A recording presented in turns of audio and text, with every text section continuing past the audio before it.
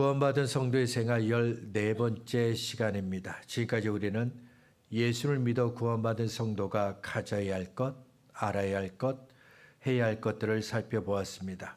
이 시간에는 우리가 함께 읽은 에베소서 3장 20절과 21절 말씀을 통해 예수를 믿어 구원받은 우리들에게, 저와 여러분에게 하나님께서 들려주시는 말씀을 함께 들으려고 합니다. 함께 읽은 20절과 21절 말씀을 이해하려면 그 앞에 있는 14절부터 19절 말씀을 먼저 보아야 합니다. 14절부터 19절에 있는 말씀은 사도 바울이 에베소 지역에 있는 그 교회들을 위해 하나님께 드렸던 기도의 내용입니다. 제가 말씀을 읽어드리도록 하겠습니다. 이러므로 내가 하늘과 땅에 있는 각 족속에게 이름을 주신 아버지 앞에 무릎을 꿇고 비노니 그의 영광의 풍성함을 따라 그의 성령으로 말미암아 너희 속사람을 능력으로 강건하게 하시오며 믿음으로 말미암아 그리스도께서 너희 마음에 계시게 하시었고 너희가 사랑 가운데서 뿌리가 박히고 터가 굳어져서 능히 모든 성도와 함께 지식에 넘치는 그리스도의 사랑을 알고 그 너비와 길이와 높이와 깊이가 어떠함을 깨달아 하나님의 모두 충만하신 것으로 너희에게 충만하게 하시기를 구하노라. 아멘. 바울은 에베소 지역에 있는 그 교회를 위해 하나님께 기도를 했는데 두 가지를 구합니다. 첫 번째는 에베소 교회가 하나님의 능력을 바르게 알기를 기도했습니다. 두 번째는 그들이 하나님의 사랑을 바르게 알기를 기도했습니다. 바울은 에베소 지역에 있는 교회들이 하나님의 능력과 하나님의 사랑을 바르게 알기를 기도했는데 이 시간에 특별히 하나님의 능력에 대해서 좀 더 깊이 살펴보려고 합니다. 왜냐하면 우리가 함께 읽은 20절과 21절 내용이 이 하나님의 능력과 연결되어 있기 때문입니다. 저와 여러분은 하나님을 믿는 사람들입니다. 우리도 스스로를 나는 하나님을 믿는 사람이다라고 여깁니다.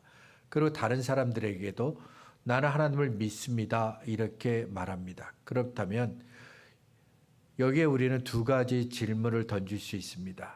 하나는 하나님을 믿는다는 것은 도대체 무엇일까? 두 번째는 하나님을 믿는다고 말할 때 도대체 하나님의 어떤 것을 믿는다는 것일까? 우리가 어떤 것을 믿는다고 말할 때는 사실 혹은 진실이라는 의미가 담겨 있습니다. 예를 들어 보겠습니다. 아침이 되면 해가 동쪽에서 뜹니다. 그리고 저녁이 되면 해가 서쪽으로 지고 달이 뜹니다. 여기에 사실이 아닌 것이 있나요? 진실이 아닌 내용이 있나요? 우리는 아침이 되면 동쪽에서 해가 뜬다는 사실을 믿습니다. 이것을 사실이라고 믿습니다. 누군가가 해가 서쪽에서 뜬다고 아무리 강조해도 우리는 그 말을 믿지 않습니다. 사실이 아니기 때문이죠. 해는 반드시 동쪽에서 떠서 서쪽으로 집니다. 우리가 어떤 것을 믿는다고 말할 때는 누구나 인정할 수 있는 사실 혹은 진실이 담겨 있습니다. 그렇다면 하나님을 믿는다고 말할 때는 어떤 사실과 진실이 있을까요? 하나님의 어떤 것을 믿는다는 말일까요? 하나님을 믿는다고 말할 때는 하나님을 믿는 겁니다. 하나님의 모든 것을 믿는 것이고 하나님의 위대하심을 믿는 겁니다. 하나님의 지혜, 하나님의 능력, 하나님의 영원하심을 믿는 겁니다. 우리가 기도하면 하나님 우리의 기도를 들으시고 그 기도에 응답하신다고 믿는 겁니다. 우리의 몸과 마음을 짓누르는 온갖 위험과 문제들을 하나님께서 능히 해결하신다고 믿는 겁니다. 우리의 약한 몸을 하나님이 강하게 하시고 우리의 약한 마음을 하나님의 능력과 위대하심으로 강하게 하신다고 믿는 겁니다. 우리를 위해 하나님께서 크고 놀라운 일을 행하신다고 믿는 겁니다. 그리고 하나님은 우리가 생각한 것보다 더 위대하고 놀라운 하나님이라고 믿는 겁니다. 하나님은 저와 여러분이 생각하는 것보다 더 크고 위대하신 놀라우신 하나님이십니다. 이것을 우리는 믿어야 합니다. 반드시 믿어야 합니다. 믿는 것과 믿지 않는 것은 너무도 결과가 다릅니다. 새장 안에 새가 있습니다. 새가 날개를 치며 날아다니지만 새장 안에만 있을 뿐입니다. 우리가 하나님을 우리가 생각하는 것보다 더 위대하고 놀라운 하나님이신 것을 믿지 않습니다. 그러면 우리는 하나님을 새장 안에 가두게 되는 겁니다. 여기에 하나님의 위대하심은 없습니다. 하나님의 능력도 없습니다. 하나님의 동행도 없고 우리를 향한 하나님의 신실하심도 없습니다. 대신 우리가 믿는 하나님은 우리가 만든 새장 안에서만 일하시는 하나님이 됩니다. 우리가 만든 새장 그 안에만 계시는 하나님이 되어버립니다.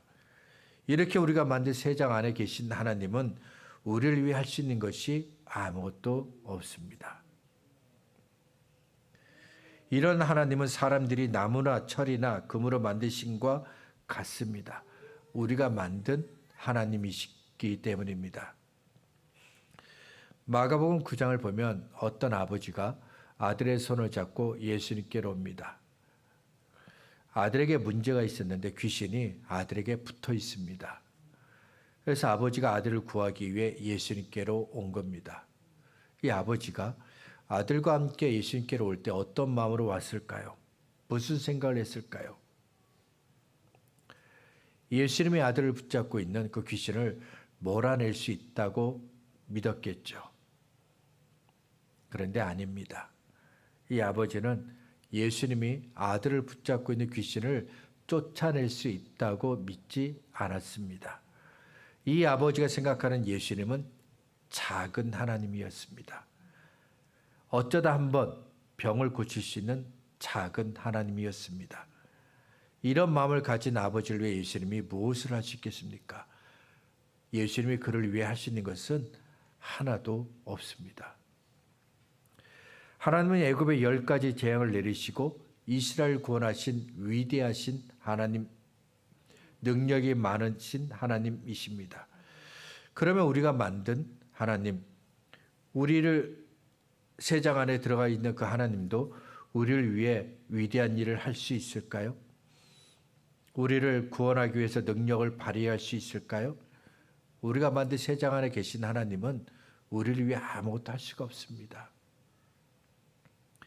이스라엘은 하나님께서 홍해 사이로 만드신 그 길을 걸었습니다.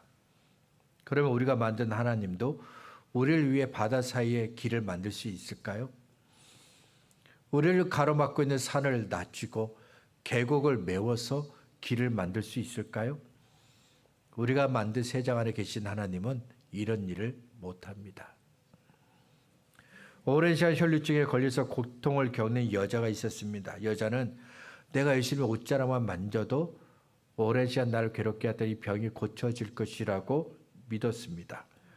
여자가 예수님의 옷자락을 만진 그 순간 즉시 오랜 시간 그녀를 괴롭게 했던 병이 고침받았습니다. 그러면 우리가 만든 하나님도 우리를 괴롭히는 병을 고칠 수 있을까요? 우리가 두려워하는 암을 고칠 수 있을까요? 우리의 약한 심장을 다시 강하게 할 수 있을까요? 우리의 눈과 귀를 고칠 수 있나요? 우리의 약한 두 다리에 힘을 불어넣어서 뛰고 걷게 할 수 있을까요? 우리가 만든 새장 안에 계신 하나님은 이런 일을 못합니다. 간음을 하다가 유대인들에게 잡힌 여자가 있었습니다. 유대인들은 그녀에게 돌을 던지려고 했습니다. 그때 예수님은 유대인들에게 말씀하셨습니다. 너희 중에 죄가 없는 자가 먼저 돌로 치라. 잠시 예수님은 여인에게 또 말씀하셨습니다. 나도 너를 정죄하지 아니하노니 가서 다시는 죄를 범하지 말라. 간음을 받던 그 여인은 예수님 때문에 죽음에서 구원을 받았습니다. 그렇다면 우리가 만든 새장 안에 계신 하나님도 우리를 죽음의 순간에서 구원할 수 있을까요? 우리를 억압하고 있는 문제에서 구원할 수 있을까요? 예수님은 온 인류의 죄를 대속하기 위해 십자가에 달려 죽으셨습니다. 누구든지 그 십자가에 달리신 예수님을 보기만 하면 구원을 받습니다. 그러면 우리가 만든 하나님도 우리를 대신해서 죽을 수 있나요? 우리의 죄를 용서할 수 있나요? 우리가 지은 죄를 깨끗하게 할 수 있나요? 우리가 만든 세상 안에 계신 하나님은 우리를 대신해서 죽을 수 없습니다. 우리를 죄에서 구원할 수도 없습니다. 우리 죄를 용서할 수도 없습니다. 예수님께서 십자가에 달리실 때 두 사람이 함께 달렸습니다. 그 중 한 사람이 예수님께 말합니다. 예수여, 당신의 나라에 임하실 때 나를 기억하소서. 예수님께서 그에게 말씀하셨습니다. 내가 진실로 내게 이르노니 오늘 네가 나와 함께 낙원에 있으리라. 예수께서 말씀하신 대로 그는 예수님과 함께 낙원에 들어갔습니다. 그렇다면 우리가 만든 하나님도 우리가 죽을 때 천국으로 인도할 수 있을까요? 우리를 지옥으로 끌고 가려는 사탄의 손을 물리치고 천국으로 인도할 수 있을까요? 우리가 만든 세상 안에 계신 하나님은 우리를 천국으로 인도할 수 없습니다. 죽음의 신갈에 우리의 손을 이끌고 지옥으로 갈 때 그 사탄의 손을 물리치지 못합니다. 하나님을 내가 만든 세상 안에 가두지 마시길 바랍니다. 내 마음대로 하나님을 만들지 마시길 바랍니다. 내 마음대로 하나님의 능력을 축소시키지 마시길 바랍니다. 위대하신 하나님을 믿으시기 바랍니다. 우리를 위해 크고 놀라운 일을 행하시는 위대한 하나님, 능력의 하나님을 믿으시기 바랍니다. 위대하신 하나님을 알았습니다. 우리를 위해 능력을 베푸시는 하나님을 알았습니다. 그러면 20절과 21절 말씀을 들을 준비가 된 겁니다. 에베소에 있는 그 교회를 위해 기도를 하는 동안 바울은 계속해서 하나님을 생각했습니다. 하나님이 어떤 분이신지를 생각했습니다. 하나님께서 우리 가운데 계셔서 하신 일들을 생각했습니다. 우리를 위해 크고 놀라운 일을 행하시는 하나님, 능력의 하나님을 생각했습니다. 하나님에 대한 생각은 바울로 하여금 더 깊은 감격의 세계로 끌고 갔습니다. 하나님의 위대하심을 보게 했습니다. 우리를 향한 하나님의 사랑과 은혜를 생각하게 했습니다. 그리고 20절과 21절에서 바울은 확신을 가지고 우리의 기도를 들으시는 하나님의 이름을 찬송합니다. 우리가 구하는 것보다 더 풍성하게 주시는 하나님께 영광을 돌립니다. 20절과 21절 말씀을 제가 다시 한번 읽어드리도록 하겠습니다. 우리 가운데서 역사하시는 능력대로 우리가 구하거나 생각하는 모든 것에 더 넘치도록 능히 하실 이에게 교회 안에서와 그리스도 예수 안에서 영광이 대대로 영원 무궁하기를 원하노라. 20절에서 바울은 자기가 기도하는 가운데 깨달았던 하나님에 대한 깨달았던 두 가지 사실을 이야기합니다. 첫 번째는 우리 가운데 역사하시는 하나님이라는 겁니다. 하나님은 멀리 계신 하나님이 아닙니다. 불러도 대답이 없는 하나님이 아닙니다. 우리가 하나님의 이름을 부르면 하나님은 즉시 응답하십니다. 우리가 하나님의 도움을 구하면 하나님은 즉시 우리를 도와주십니다. 왜냐하면 하나님은 우리 가운데 계시기 때문입니다. 우리 가운데 계셔서 우리를 위해서 일하시는 하나님이시기 때문입니다. 바울이 두 번째로 깨달은 것은 우리가 구하거나 생각하는 모든 것에 더 넘치도록 능히 하실 하나님이라는 겁니다. 14절부터 19절에서 바울은 이미 하나님은 위대하다고 말했습니다. 능력의 하나님이라고 말했습니다. 그런데 20절에서 바울은 다시 위대하신 하나님을 말합니다. 능력의 하나님을 말합니다. 이미 했던 말을 또 하는 것처럼 들립니다. 그러나 반복하는 것이 아닙니다. 바울은 이미 했던 말을 또 반복하는 것이 아니라 우리가 생각하는 위대하신 하나님보다 더 위대하신 하나님을 지금 말하고 있는 겁니다. 우리가 생각하는 능력의 하나님보다 더 능력의 하나님을 지금 말하고 있는 겁니다. 우리가 생각하는 것보다 더 크고 위대하신 하나님을 지금 우리에게 말하고 있는 겁니다. 하나님께 하나를 구했습니다. 그러면 우리가 생각하는 하나님의 응답은 하나를 주시는 겁니다. 우리는 돈을 주고 물건을 사는 세상 방식에 익숙한 사람들입니다. 그래서 하나를 구했으면 하나님이 나에게 하나를 주신다고 믿습니다. 이런 생각은 잘못된 겁니다. 하나님은 우리가 하나를 구하면 둘을 주시는 하나님이십니다. 우리가 하나를 구했지만 하나님은 우리에게 셋을 주십니다. 하나님은 우리가 구한 것보다 더 넘치도록 능히 하실 하나님이시기 때문입니다. 내 안에 있는 생각은 아무도 볼 수가 없습니다. 어느 누구도 내가 표현하지 않는데 내 안에 있는 생각을 알 수 없습니다.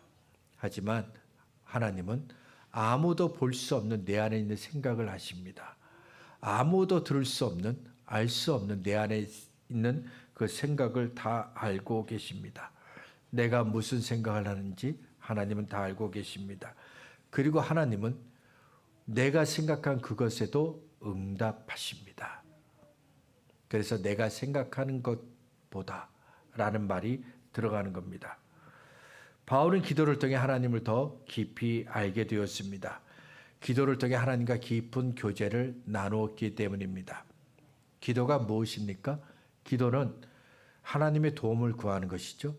기도는 내 마음의 손을 아뢰는 것이죠. 그리고 기도는 하나님과 교제하는 겁니다. 어떤 사람들은 기도를 내가 원하는 것을 하나님께 구하는 것이라고 말합니다. 틀린 말은 아닙니다. 기도는 내가 하나님께 도움을 구하는 것이니까 틀린 말은 아니에요. 하지만 기도를 내가 원하는 것을 하나님께 구하는 것이라고만 생각한다면 그분은 아직 기도가 무엇인지 정확하게 알고 있는 것은 아닙니다. 기도가 무엇인지는 알지만 기도의 맛은 모르는 거예요. 사무엘상 1장을 보면 한나의 기도가 나옵니다. 한나가 기도를 한 이유는 자녀가 없기 때문입니다. 결혼한 지 오래되었지만 한나에게는 자녀가 없습니다. 남편은 여전히 한나를 사랑합니다. 그렇지만 자녀가 없습니다. 한나는 나에게 자녀가 없는 것, 이것을 고통으로 여겼습니다. 그래서 결심을 하고 하나님께 기도합니다. 제발 내게 아들을 달라고, 내게 자녀를 달라고 하나님께 간절히 기도합니다. 그 내용이 사무엘상 1장 10절과 11절에 있습니다. 한나가 마음이 괴로워서 여호와께 기도하고 통곡하며 서원하여 이르되 만군의 여호와여, 만일 주의 여종의 고통을 돌보시고 나를 기억하사 주의 여종을 잊지 아니하시고 주의 여종에게 아들을 주시면 내가 그의 평생의 그를 여호와께 드리고 삭도를 그의 머리에 대지 아니하겠나이다. 한나의 기도를 보면 하나님 제발 내게 아들을 주세요, 이 기도만 있는 것이 아닙니다. 한나는 기도를 통해 하나님과 교제했습니다. 하나님과 교제하면서 한나는 그녀를 향한 하나님의 계획을 깨닫게 됩니다. 앞으로 태어날 그 아들을 향한 하나님의 계획을 깨닫게 됩니다. 그래서 한나는 기도할 때 하나님 내게 아들을 주세요, 이 말로 끝나지 않습니다. 어떻게 끝납니까? 하나님의 뜻과 하나님의 계획을 인정하는 기도로 끝마칩니다. 하나님의 뜻과 계획에 내가 순종하겠다는 결심하는 기도로 끝냅니다. 아직 태어나지 않은 아들을 하나님께 바치겠다는 결심의 기도로 끝납니다. 이제 20절과 21절 말씀을 우리 각자에게 한번 적용해 보도록 하겠습니다.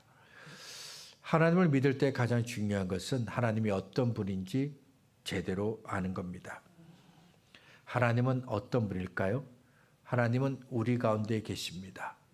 그리고 하나님은 우리를 위해 크고 놀라운 일을 행하십니다. 하나님은 어떤 분이십니까? 하나님은 우리가 말로 기도한 것을 다 들으시고 응답하십니다. 그리고 하나님은 우리가 마음으로 기도한 것도 들으시고 응답하십니다. 하나님은 어떤 분이십니까? 하나님은 우리에게 응답하실 때 우리가 구한 것보다 더 넘치도록 더 풍성하게 주시는 분이십니다. 이것은 참 놀라운 일인데 하나님께서 우리가 구한 것보다 더 풍성하게 주시는 이유가 있습니다. 우리는 하나만 있으면 된다고 생각합니다. 하나만 있어도 풍족합니다라고 생각합니다. 그런데 이것은 매우 단편적인 생각입니다. 우리는 눈으로 볼 수 있고 귀로 들을 수 있고 손으로 만질 수 있는 것만 경험할 수 있습니다. 눈으로 볼 수 없는 것은 볼 수가 없고 귀로 들을 수 없는 것은 들을 수가 없고 손으로 만질 수 없는 것은 느낄 수 없습니다. 공기 중에 산소가 있죠. 산소가 가득하지만 우리는 산소를 눈으로 볼 수가 없어요. 계속해서 산소가 이리저리 움직이지만 그 소리를 우리는 들을 수가 없어요. 우리가 손을 내밀어도 산소가 손에 잡히지 않아요. 이런 이유로 사람은 단편적인 것만 생각을 합니다. 하지만 하나님은 아닙니다. 하나님은 우리의 전후 좌우 모두를 살피십니다. 우리보다 높은 하늘과 우리보다 우리의 발 아래에 있는 낮은 모든 것들을 하나님은 다 보시고 아십니다. 때문에 우리가 하나님께 하나가 필요하다고 구할 때 하나님은 하나가 아니라 그 이상의 것을 우리에게 주시는 겁니다. 하나 이상이 있어야 우리가 구한 것에 대한 하나님의 응답이 완전해지기 때문입니다. 솔로몬이 왕이 되었을 때 그가 제일 먼저 한 일은 하나님께 제사를 드리고 그리고 지혜를 구한 겁니다. 지혜만 있으면 하나님의 백성을 잘 다스릴 수 있다라고 그런 생각했습니다. 그래서 하나님의 택한 백성, 이 이스라엘 백성을 내가 왕으로서 잘 다스릴 수 있도록 나에게 지혜를 주세요. 하나를 구한 겁니다. 지혜 하나. 하나님께서 솔로몬의 기도를 들으셨습니다. 솔로몬이 구한 대로 하나님께서 그에게 지혜를 주셨습니다. 그리고 부와 재물과 영광도 더해 주셨습니다.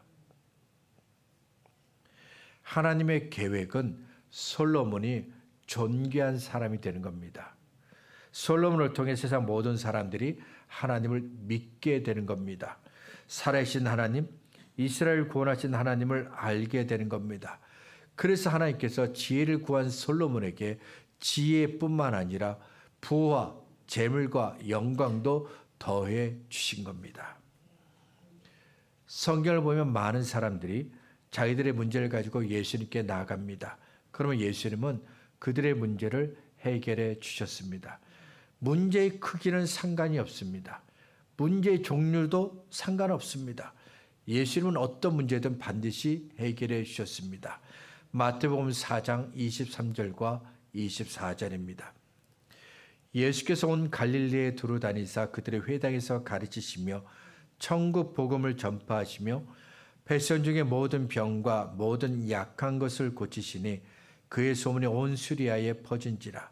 사람들이 모든 앓는 자 곧 각종 병에 걸려서 고통당하는 자, 귀신 들린 자, 간질나는 자, 중풍병자들을 데려오니 그들을 고치시더라. 어떤 병이든 상관없습니다. 어떤 종류의 것도 상관없습니다. 육신의 병이든 마음의 병이든 예수님은 그 문제를 가지고 나온 이들에게 다 고침을 주셨습니다. 그들을 회복시켜 주셨습니다. 제가 청년이었을 때 20절에 있는 말씀, 우리가 구하거나 생각하는 모든 것에 더 넘치도록 등하실 하나님이라고 하신 이 말씀을 읽었습니다. 그때 저는 이 말씀을 읽고 답답했던 마음이 풀리는 경험을 했습니다. 어둠만 가득했던 제 주변이 환하게 빛나는 것을 경험했습니다. 그 당시 저는 하나님께 늘 기도했지만 늘 시간이 부족했습니다. 더 많이 기도하고 싶었지만 형편이 되지 않습니다. 마음은 간절히 기도해야 한다고 생각하는데 정작 몸이 따르지 않습니다. 그래서 기도할 때마다 늘 하나님께 죄송했습니다. 기도하면서도 조바심을 가지고 있었습니다. 내가 더 기도하지 않았기 때문에 하나님이 응답하지 않는다고 생각했기 때문입니다. 기도한 만큼 하나님이 응답하신다고 생각했던 겁니다. 그러던 어느 날 20절 말씀, 우리가 구하거나 생각하는 모든 것에 더 넘치도록 능히 하실 수 있는 하나님, 능히 하시는 하나님, 이 말씀을 읽었을 때 하나님에 대한 제 생각이 잘못되었다는 것을 깨달았습니다. 하나님은 크고 위대하신 하나님이신데 저는 하나님을 작은 하나님으로 생각하고 있었습니다. 제가 만든 세상 안에 계신 하나님으로 생각했던 겁니다. 기도가 부족했던 것이 아닙니다. 기도하는 시간이 부족했던 것이 아닙니다. 기도의 양이 부족했던 것이 아닙니다. 제가 생각했던 하나님이 작았던 겁니다. 저와 여러분이 생각하는 하나님은 어떤 하나님입니까? 하나님은 우리 가운데 역사하시는 하나님입니다. 그리고 하나님은 우리가 구하는 것이나 생각하는 것에 그 모든 것에 더 넘치도록 능히 하실 하나님입니다. 하나님에 대한 생각이 바뀌시기 바랍니다. 말씀을 정리하겠습니다.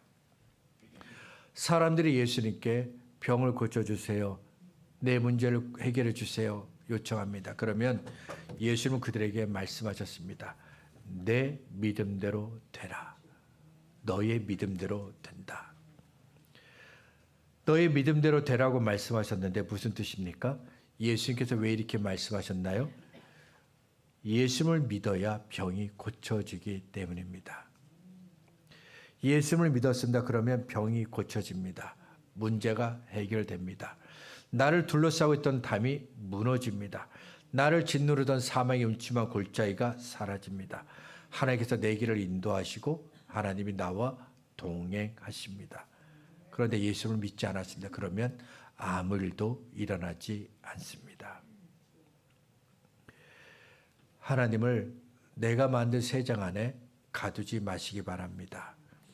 하나님은 우리 가운데 역사하시는 하나님이십니다. 하나님은 우리가 구하거나 생각하는 모든 것에 더 넘치도록 등이 하시는 하나님입니다. 내가 생각한 것보다 더 크신 하나님을 믿으시기 바랍니다. 내가 생각하는 것보다 더 크고 위대하신 능력의 하나님을 믿으시기를 바랍니다.